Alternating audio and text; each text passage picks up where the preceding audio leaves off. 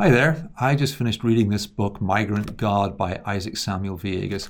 Fabulous read, highly recommend it. In the introduction, he makes the point very clear that he's not out to win an argument. He's not trying to convince anybody of what he thinks is the right answer to these questions. He says there's plenty of other books that have been written for that, but rather he's telling the story from his own life experience and perspective. And as such, this book is focused not on immigration on a global perspective, but on immigration primarily within the United States of America.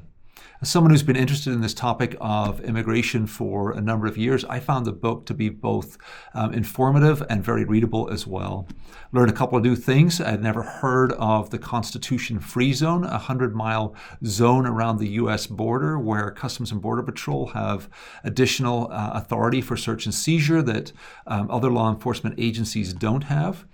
I also was not aware of the degree to which the U.S. government had been weaponizing the desert areas of the southern United States, trying to force migrants to make their route through those by increasing border patrols in the major metropolitan areas, essentially pushing people into those inhospitable regions of the desert where so many migrants have died on their way into the United States.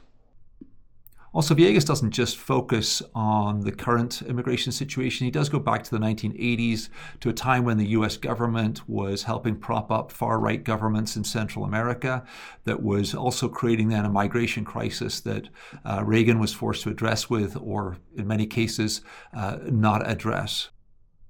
So in conclusion, I would say this book offers a little bit of history, a little bit of personal narrative, and a challenge to the biblical imagination to love our neighbors as ourselves.